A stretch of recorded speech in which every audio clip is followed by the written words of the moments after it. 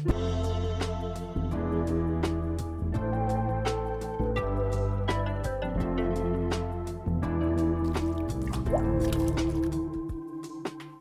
everyone, it's Tabria here, and I'm back with another episode of Milk Drunk. And today we have a very special guest. As all the parents listening know, parenthood is serious business.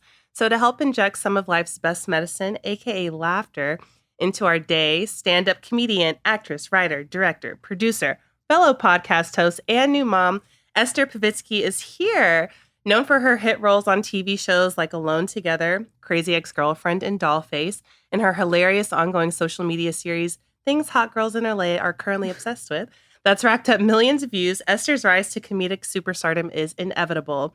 Her first full stand-up special, Hot for My Name, was produced in 2020 by Adam Sandler and Comedy Central, and Esther's first full-length feature film, Drugstore June, that she co-wrote and starred in, came out in March, at the end of her final trimester. Not only did Esther do all the press for Drugstore June and rock her bumpin' heels on the red carpet at the premiere, she also crossed a major item off her bucket list that every comedian dreams of. She performed stand-up on The Tonight Show, all at the end of her third trimester. Welcome, Esther. Thank you so much for being here. Wow. Can I have a copy of that bio? Yeah. I need that. No, seriously. I need that on my website. I need her to write my bio, too. No, thank you. One has just flown in. Thank you. There you go. I love that.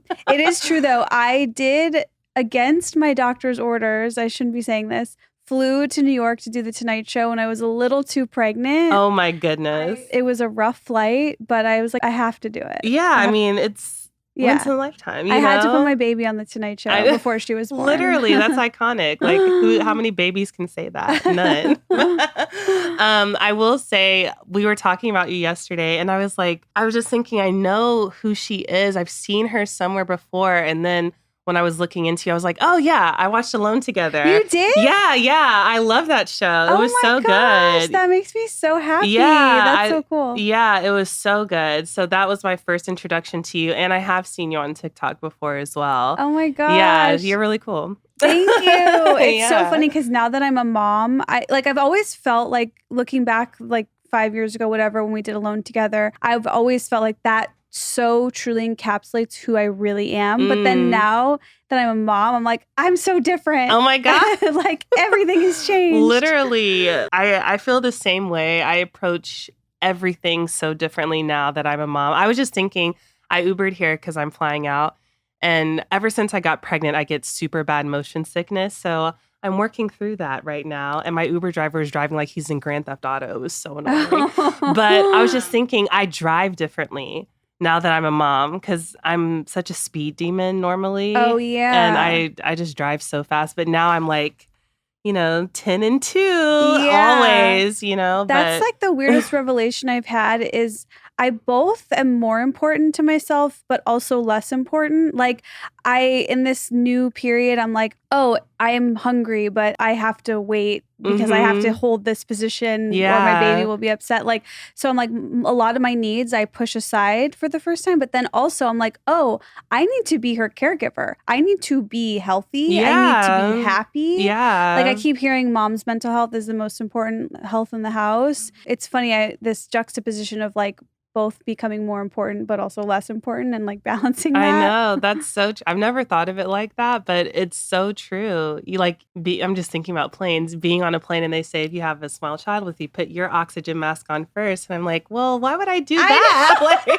I have to give them their oxygen first. Literally, I know. Like I've been brainwashed my whole life. The oxygen mask goes on you first. The minute you give birth, you're like, you guys are crazy. Right. I'm putting myself first.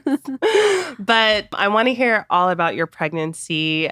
How was it for you? I know you dealt with a lot of different things, but just tell me all about it. I will be honest, I really did not like being pregnant. Mm-hmm. I had that horrible first trimester.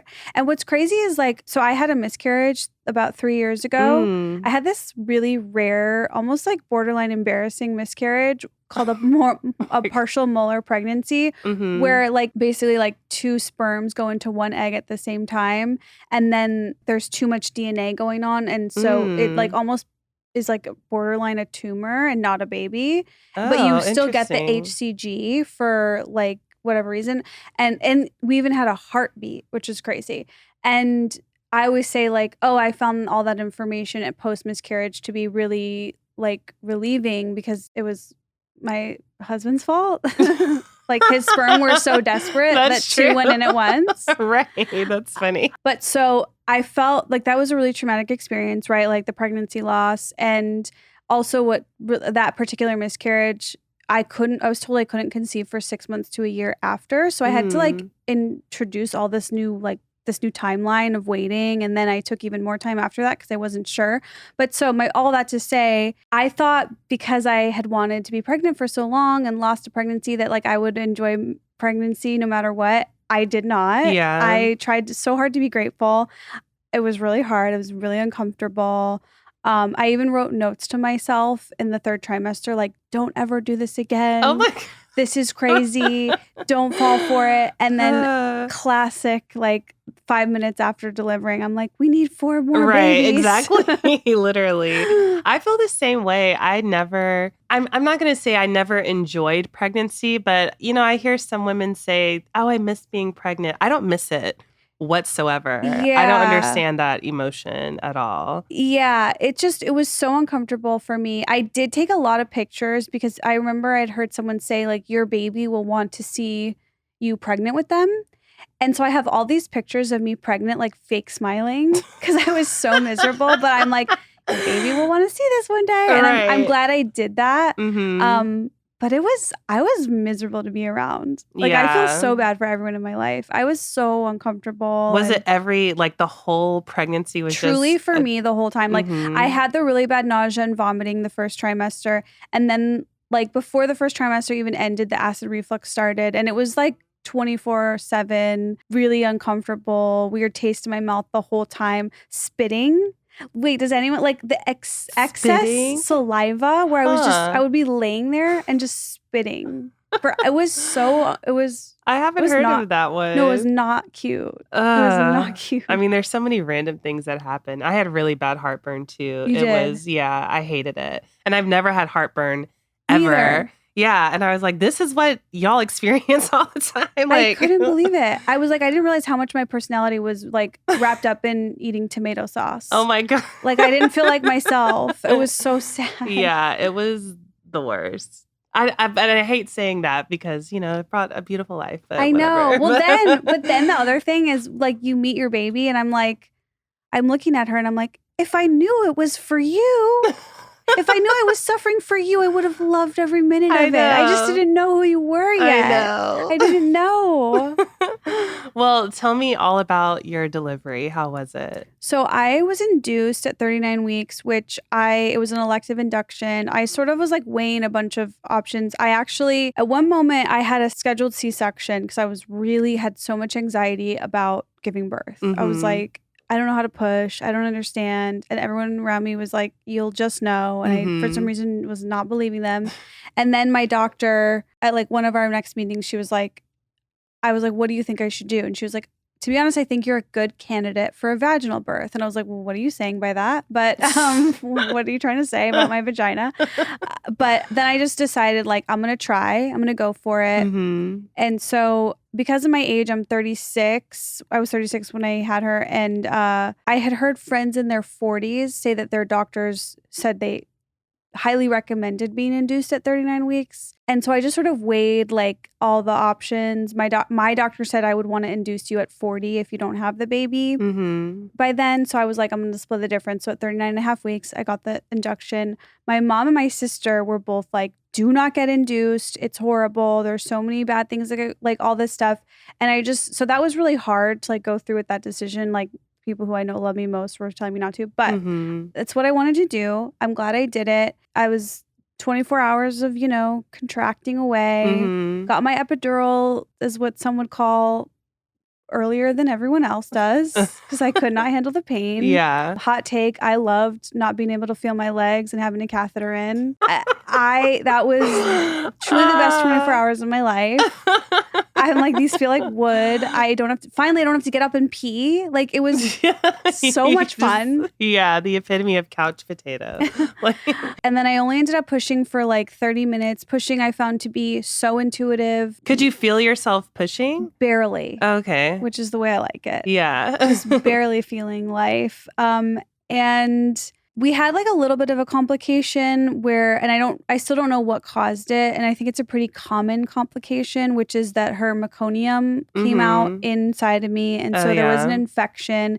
And so when she was first delivered, they worked on her like in the corner of the room for like 30 minutes. And they were like, we want to take her to the NICU.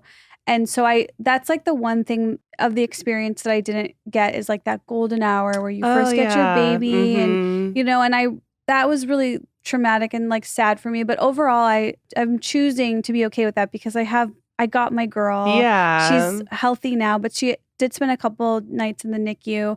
And that sort of got us off to a weird start, especially like for breastfeeding. Yeah. Because I walked into the NICU one day and like they were just feeding her formula. And I was like, oh, okay, I guess that's what we're doing. And that was fine with me. I didn't like feel any type of negative way about that. It was just a surprise. And so that's like how we kind of kicked off our formula journey. So they don't ask you like if your baby's in the NICU, like, hey, we have formula here. Do you care if we use, they don't ask for a preference or anything? No, it just happened. I know. Yeah, it was a little surprising. But at that time, and I think because I didn't get that skin to skin contact, from what I understand now, maybe that's why I wasn't producing milk. I did start producing a little bit of milk a few days after we got home. But yeah, breastfeeding was a big struggle. So it was something that we only kind of were able to do for just a few weeks. Oh, okay. Yeah. So now do you exclusively formula feed now? Yeah. But I was off to a really rocky start because she had a tongue tie and that kind of just like hindered everything about our breastfeeding experience. But once we got her latch released, which it sounds very easy to do, but it's like a 1-minute procedure, but they like take a laser and like zap off a part of their tongue essentially. Whoa. Yeah. But it's pretty common. Okay. And yeah, once we got that done, it was so much better. And she was taking from a bottle so much better. Like she lost over 10% of her body weight like in that first month because her latch was it wasn't good. Wow. Yeah, but it's all behind us now. She's heavy as ever. But yeah, everything's fine. Yeah. How old is your daughter now? She just turned 2 months. Oh, okay. So like in the beginning, I felt like 2 months was when I kind of felt like I was out of the woods, when I kind of trusted myself more. I feel that. Yeah. Yeah, I definitely am starting to feel more confident. And I have this thing in my head where I call it like the flow state of parenting, where that's when things are really good, is when I can like tap into, I'm just tuned into her needs and like I'm not trying to do other things at the same time. It's just all about her. And then like that's so much better than when I'm like kind of like looking at my phone or like trying to get work stuff done, which obviously that's going to be happening. But my goal is to like, as much as I can be, like tap into that flow state where it's just all about her. Yeah, I really like that. Are you still taking off from work right now, or how does that work with your schedule? Things that like I do regularly are stand up and podcasting. And then I also act on shows, but I'm not doing any of that right now because it's a big time commitment. But I'm doing my podcast, which is thankfully such a like low time commitment. Yeah. Like it's just once or twice a week we record. It takes about 2 hours. And then I am doing stand up just one night a week. So I'm kind of like trying to dip my toe back in. The whole work with the baby thing. So before I had the baby, for the last 10 years, I've gone back. I'm like, when I have my baby, am I going to want to work or am I going to want to be her mommy full time? I just was like, I have no idea. But once I have my baby, I'll know. And then here I am on the other side and I still have no idea what would be the goal for me. Like, I don't know. And I'm struggling trying to figure that out because some days I go and do my podcast and I'm so fueled by my job. Yeah. And then other days I go and I'm like, I get home and I'm like, I wish I had been here the whole time. That's like the struggle that I don't have any answers for myself, which I thought I would. Yeah. I'm like at a blank. I feel the same way. Really? Yeah. I get excited when I'm at work. I'm like, okay, feel like myself again.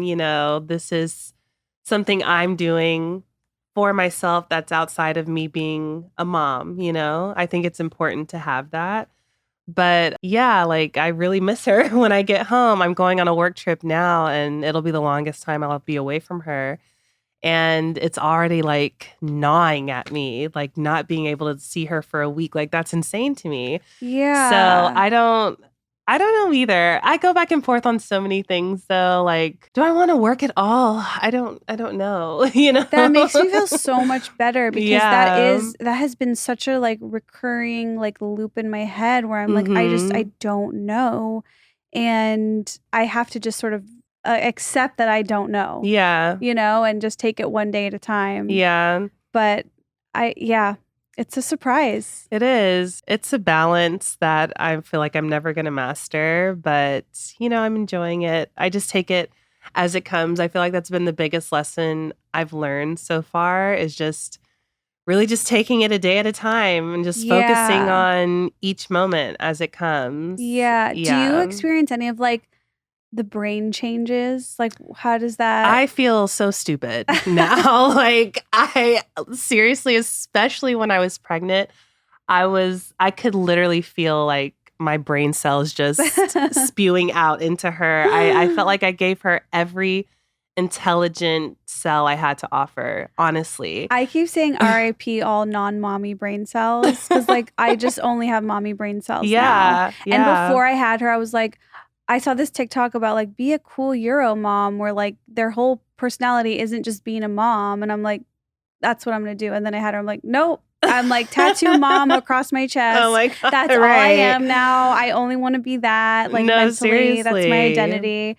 I feel like my brain has totally shifted in this new way that I've never felt before. Like so before having a baby, I was like a pretty self-centered person. Same. Like, and now I also had like a lot of self-love, which I find it's like harder to have that because there's so much guilt and there's so much I'm dealing with a little bit of postpartum anxiety, a lot of like, why did I wait to so long? And like just anxiety about obviously just everything, that can go wrong and that you also like every little tiny infraction that like after her first vaccine, I was like, oh, I'm going to take the Band-Aid off the way like I take Band-Aids off myself, which is like rip it really fast off.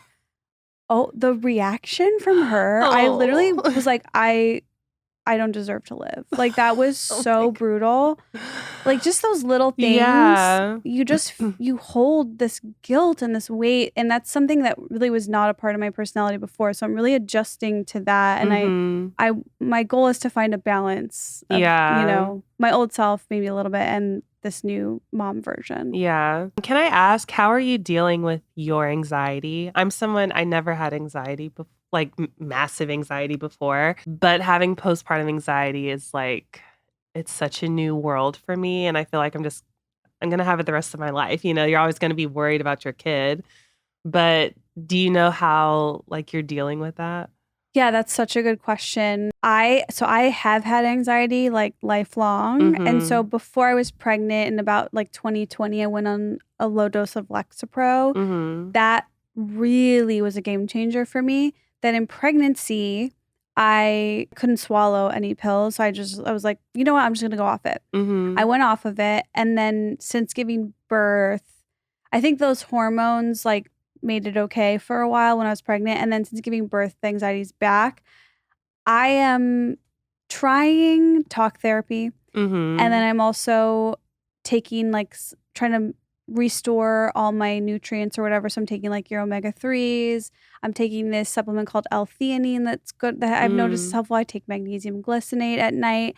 And then I'm also sort of just like, okay, trying to manage it myself. But when it gets a little bit too unmanageable, I'm going to go back on something. And I probably should go back like really soon, but because that was a game changer for me. Yeah. Do you have any anxiety tools? I mean, a lot of my anxiety is intrusive thoughts. Yes. Yeah. And I try to just come to grips with myself, like, you're doing this to yourself. You know, if you just stop thinking these things, like, nothing bad is going to happen. You can go to the grocery store alone with her. You can, go out and stuff. It's just things I never, ever worried about before. It's just, it's mostly like safety things. Yeah. I just try to just center myself and tell myself it's all made up in your head. You know, there's no reason to think that something's going to happen. Yeah. Well, one thing I heard once, and I don't know if there's any science to this, but it's that, like, if you're holding your baby and there's a knife, and then you'll think like, oh, the knife could hurt my baby. Mm-hmm. That's just your brain's way of telling you to just be careful. So it's like your brain is just telling you, be extra careful. That's how I interpret those kinds of intrusive thoughts. The other thing, when I was giving birth and I had an infection because of the meconium leak, when you hear infection, you're like, what's going on? Like septic, whatever. So I go to my nurse. I'm like, am I going to die of an infection tonight? And she was so wonderful, Nurse Lucy at Huntington. She was like, well, could you die in a car accident? It's possible, but like, it's not likely. So she just sort of was like, look, sure, anything could happen, but it's not likely to happen. And that really helped me. Lately I've been using that again. I'm like, might this happen? Well, okay, yeah, anything bad could happen, but it's not likely. Yeah. So I definitely like it's telling your brain just to be careful. Yeah. I'm going to keep that in the back pocket. Yeah. Yeah, that's good. I'm sure there's science there. Yeah, I don't know it sounds like it. Yeah. Did you start recording and everything? Like, how soon did you do that after you gave birth? I think it was about 3 weeks. I went back to recording, which probably was too soon. I noticed that like the first 6 weeks, even the first few weeks, I was like, everything's great. Like, I can do anything. And then as time passed, I was like, wait, I need to slow down. Like, that was still the old me. You know what it is? As I noticed right after I gave birth, I was because I didn't like pregnancy so much. I was so determined. I was like, everything needs to go back to what it was. Mm-hmm. I want to be back on my coffee. I want to be back on my hot girl walks. Like everything, the same. And then as the weeks went by, I was like, not only is that not happening, I don't want that. Yeah. I do not want the old life back. Like, forget that. Screw her. Like, she was a loser. I'm so excited about this new era, this new version. Mm-hmm. And like, for example, I'm off coffee now, which is like, I cannot believe it because I was that coffee girl. But now because of my anxiety, I'm like, you know what? And also just, I didn't want to have to rely on that for energy when I'm taking care. And also just going to the kitchen and making the coffee, it's not that easy, okay? No, not at all. And we went to a coffee shop with her once, like in those first few weeks. And I just remember, like, after that, my motto was like, we'll have coffee at home from now on. Because she was crying and all the cool people were looking at me, trying to read their books. And I'm like, I'm ruining Gen Z's like childhood. I have to go home. No, I mean, it's so true. I mean, thinking of the last time I didn't have to eat with just one hand, right? Everything changes. I think that's something else I'm struggling now with too, because my boyfriend and we split time together really well in taking care of her. And he's an actor. I'm a model, so we're both freelancers. So our schedules have really aligned up really well. But it's hard to I need to be better about just not always doing something and just being together with him and with her and all of us, having family time or whatever. Yeah. Because I find that, okay, I'll take her, you go get your stuff done. You take her, I'll get my stuff done.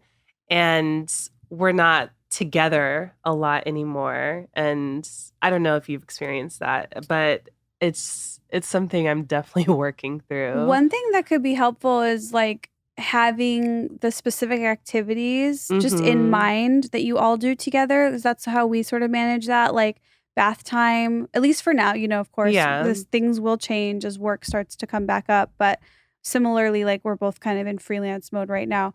But like we'll do baths together. We'll do family walks together. So other than those specific activities, though, it's like same as you. It's trade-off. Mm-hmm. But it really does help us bond as a family to have those specifics. Yeah, I like that. Yeah. We try to go, especially now that she's older, we notice like she gets bored just being in the house. I really feel like that. So we try to get out of the house, and even if it's just going to the mall just so she can see something different, just trying to get her out there and putting her in swim classes soon. Like, it's so crazy. Wow. I know. I myself I don't know how to swim. So I'm really? like, maybe I'll learn with her. Oh my gosh. Yeah. That's like this other thing is there's so much I didn't do that I want to do. So I'm like, okay, maybe we'll learn piano together one day. Like, I'm looking forward to all those kinds of things. Yeah. Mine is learning Spanish with her. Oh, that's a good one. Yeah. Oh my God. Oh yeah. This Family Feud thing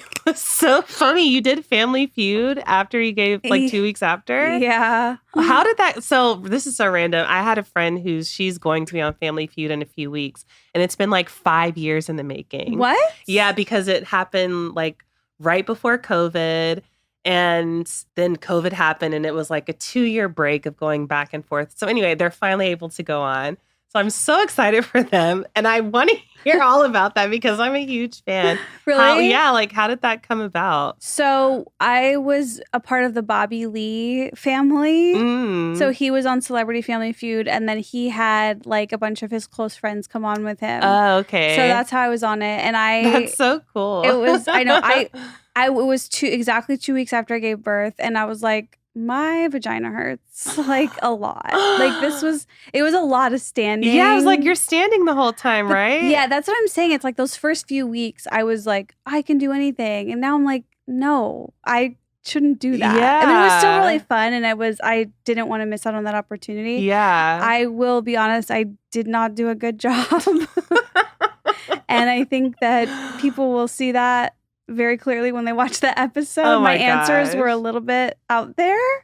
I'm excited to watch it. I mean, when I was talking to my friend about it, I was like, because they're all doctors, her and her family. And I'm like, oh, y'all are going to kill it. And she was like, no, Tabria, we're all doctors. They're asking middle-aged white men what their favorite things are. Like, we're not going to get any of this. I was like, oh, yeah, maybe. We went up against Flavor Flav, which I'm like, who can go up against Flavor Flav at anything? He's an icon. That's so funny. He deserves it all. I love him. I know. His show is great. He was so nice. Yeah, he seems like he's really nice. Yeah, he seems like he's a good guy. He had all his children there. Like he has a lot of kids, doesn't he? Yeah, and they're cool. Really? Yeah.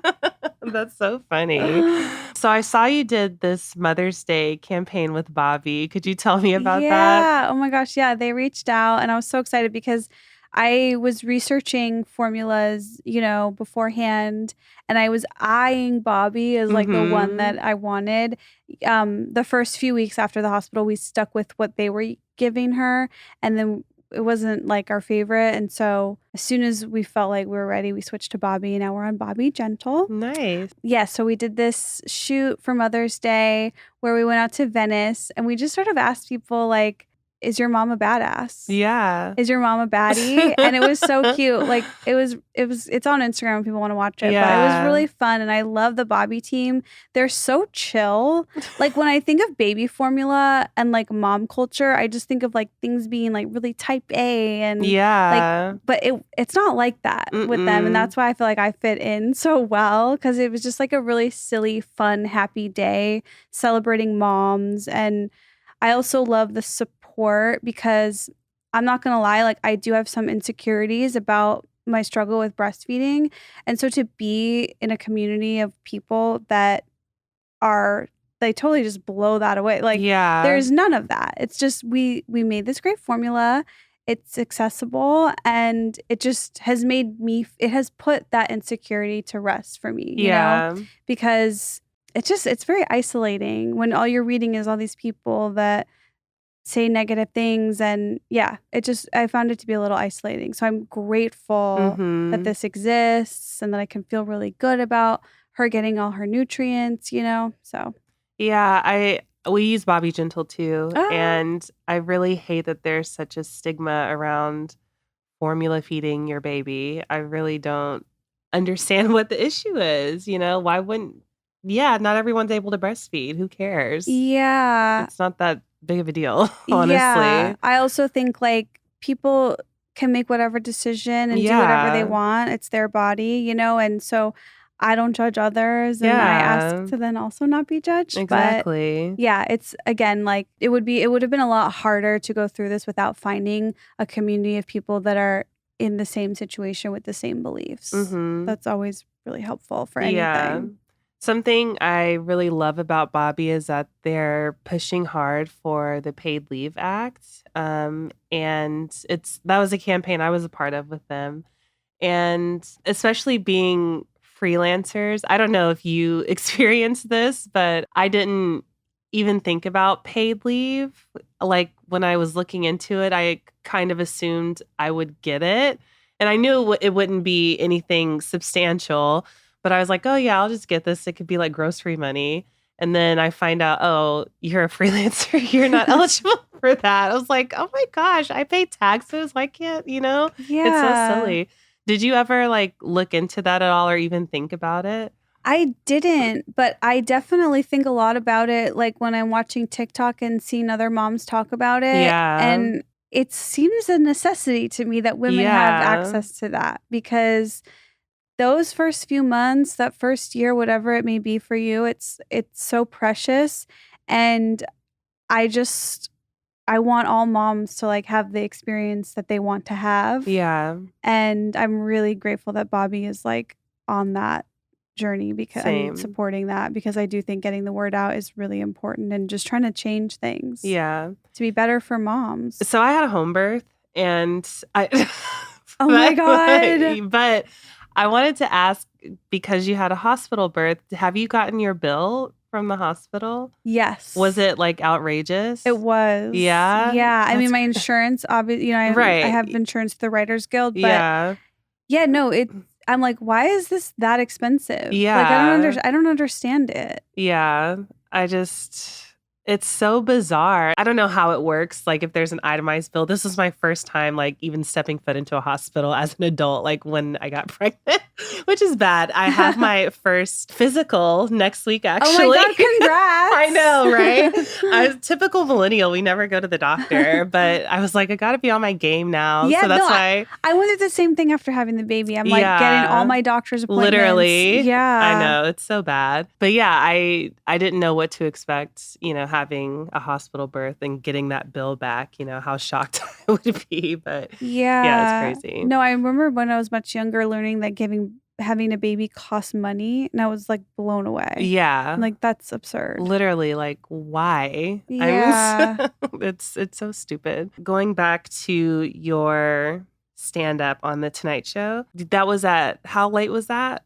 That was around 32 weeks. Was that like your last? No, 34 weeks. Oh my gosh. Was that your last like gig before you gave birth? That was the last big thing. Yeah.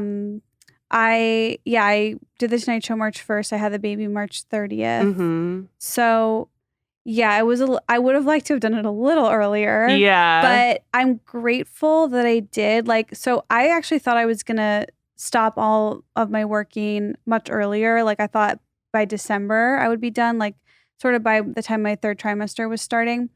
And then I just thought to myself, something tells me things will be harder after pregnancy, even though this is already really hard. Mm-hmm. And I added a bunch more dates in January and February, more tour dates. Mm-hmm. And I'm so glad that I did that because on a deep, like spiritual, personal level, I will always look back at those last few like tour dates where I flew just me and her in my tummy. Yeah. Like it's such a like special bonding experience that I can tell her about. And just selfishly for me, like I look back at those photos and I'm like, oh my God, there I was in Seattle. She was in my tummy. Yeah. I was like all by myself, like independent working woman.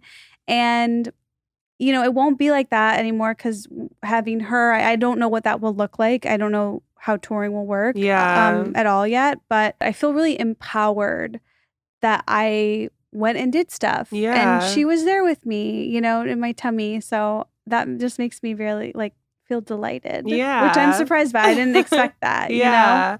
I know you said you don't know what it'll look like, but do you think you'll ever take her with you, like when you have to travel? I think so. I don't know. Mm-hmm. I've had so many thoughts of like, well, I don't want to put a baby through travel that they don't need to be doing, but I don't want to be away. So the one thing I was thinking is, maybe just take the last flight out that day. Yeah. To spend one night, first flight out the next day. If I can do that kind of thing, maybe that's what will make sense. I mean, traveling with them when they're really young, it's not bad at all. Really? Yeah. I'd say like when she got like 6 months, that's when it really started to turn up. Oh. Yeah. Like, because I'm dreading this flight I have to take with her next week. Really? But it'll be fine. I bought all the things. We're going in a few weeks to my parents' house for just a summer visit, and I have no idea what to expect. You'll be good. Okay. And your husband's going to be with you? Yeah, you'll be good. I've had to fly with her alone every time,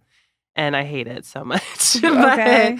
But I'm hoping my boyfriend will be able to come with me. I don't know yet. It all depends on work, but we'll see. Oh my gosh. Yeah. I do want to be able to travel though with just her. I want to go to my parents' house. Yeah. I wanted to ask, being pregnant in comedy, did you experience any I want to say stigmas, but anything different while you were pregnant and working? One thing that was funny is a lot of people would be like, oh, are you going to do a pregnancy special like Ali Wong? Or like there was this tone that was like, female comedians, once they're pregnant, they got to do a special. And I was like, that's weird. Like sometimes women are just pregnant while they do things. I don't know. It almost felt like people would talk about it like it was a gimmick. And I'm like, no, that's not. Right. This is not a gimmick. Like I just happened to be pregnant and I might be ready to shoot a special. I might not. I was planning on doing one and then I got pregnant and was too sick to do one. So I didn't end up doing one. The Tonight Show was sort of like the small version of, I was like, I wanted to do something to show off. But I didn't really appreciate that a lot of people talk about it like it's a gimmick. Yeah. Because it's really not a gimmick. It's just like women existing. Yeah. But then the other thing, it complicated stand-up in a sense like, oh, I have to have material about this. Like I felt like I couldn't just go up and that's what I would feel like. do my old stuff about being a hot mess, So I did come up with some good pregnancy stuff that I'm happy with. Yeah. And that I'm still doing now. But yeah, I felt empowered mostly. Yeah. Yeah. But I mean, that's it's a part of you now. Yeah. I was talking to my friend the other day and just talking about, life before becoming a mom. She's not, but she was just like, I was at the nail salon and I was talking about, your daughters. If she were mine, I was just so excited talking about her. And she was like, I get it now. I get why parents always want to show off their kids and talk about them all the time because they are your whole world, Truly. Yeah. And I get it now. I'm not saying I was ever annoyed when somebody would come up and show me a picture of their kid, but it would always be, I wouldn't ask for that. They're just, hey, here's my kid. Here's the latest. I'm like, okay, that's great. But now, I get it. Every time I go to work, I'm like, here's the latest on her. Here's what she's up to. Here's all the things she's doing. So yeah, it's just a part of you now. I know. My friend Rosebud Baker, this hilarious comedian, she writes for SNL.